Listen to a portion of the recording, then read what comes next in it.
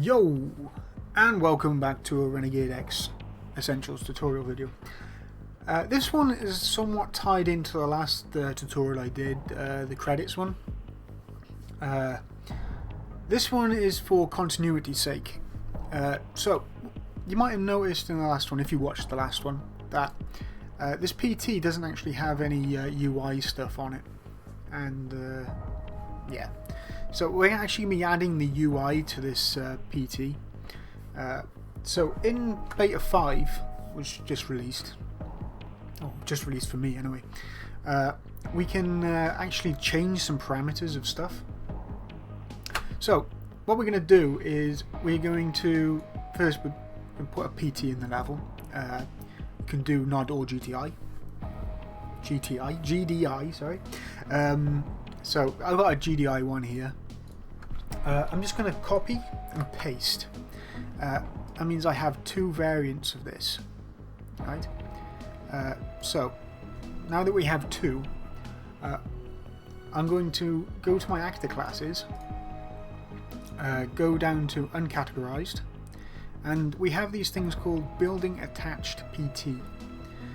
These work for MCT PTs, the master control terminals and the PTs.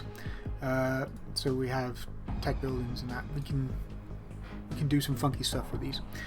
So this time we're going to use a GDI because this is a GDI terminal. I'm just going to first of all I'm going to make sure I got this highlighted. I'm going to right click and I'm going to come down to replace with. So we replaced that. It isn't actually there, but it is there. So if I go to if I come here and go show collision mode rigid body, you can see that there's a Z fight going on here. It's really hard to make out. So remove that. See if we actually have it selected. Normal. So yeah, so we actually have it selected. You can't see it as a static mesh, unfortunately. So we're gonna have to do it this way. So rigid body. I just want this popping out just a tiny bit, so you can see this line here. It's not all that much. I could have it out here, but me personally, I like to put it just popping out a couple of centimeters, or a couple of units, and that's that done. Now with this selected, I need to go into Kismet. Don't worry about any of this. This is from the other tutorial I did. So the first thing I want to do is I need to change this when the level loads. So I need to go to new condition. No, sorry, new event, level load. So this happens when the level loads. It's going to do something. In this case, we actually want it to change a parameter or a property. So object properties, modify property. So we're going to modify this property, but we need a target. As we have this selected in our map, we can add this by just right clicking and add object and connect these together. So this here is going to change the property of this. Unfortunately, the property that we need isn't in the property list, so we have to change it via Kismet. So let's change it via Kismet. There's two properties. So we're going to add a property. Come here. This modify property is a bit strange.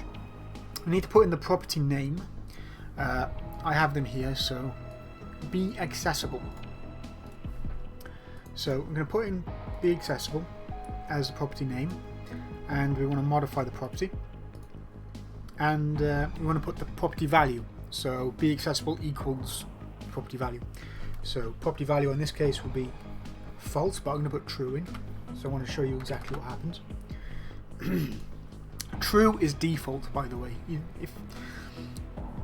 If you put one of these things in, it'll always be true as default. Default is true. So I'm going to come in and show you exactly what happens. First off, we actually do get the purchase terminal. For some reason it's gone, I don't know why. But yeah, we get the purchase terminal, and we can actually go inside the purchase terminal and buy stuff. So go back to my Kismet. And I want to set this to false. And we come back in. and now we can't go in. Pressing E. So there's that done. And let's go back in actually. When I come up to it, it says press E to access purchase terminal. I can actually change this now as well with another property. So Kismet, go to my properties, press here so I can add another one. And this one is tooltip. So if we put in the property name of tooltip, without the E, modify it, and this one's a bit weird. I'm going to actually post these in the description and on the forums. Right, so the first thing we want to do is press. So you're going to press this here, right, represents the function button, E in most cases. So if you ever change your access button to, or your use button to a different button, to a different key, sorry, say I put it to space, this here would always be space. Or if you use a controller, it will use the controller ID. So this here is the controller ID, the use ID, but to keep it in the same as the other purchase terminals, we're going to use this font and colouring size function.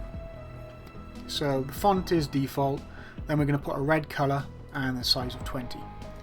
Then put in to download Renegade X or something, or whatever you want to put in. So if I put this in, come back in, it's going to say, well, just that. Well, I put tooltip equals press E to blah blah.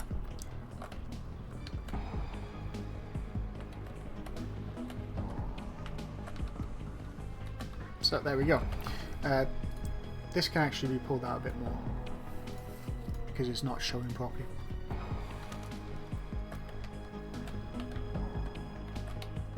So yeah, there we go. Purchase terminal and press E to blah blah. For some reason this doesn't work all the time. It's probably backwards.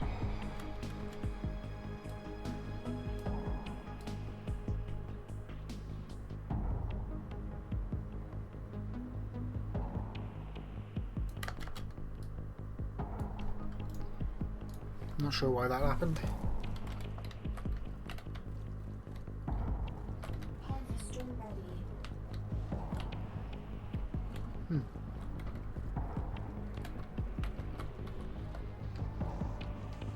Yeah, it doesn't show all the time, I'm not sure why.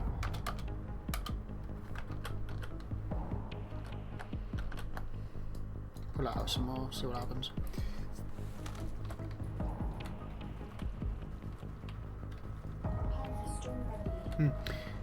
That might be a bug.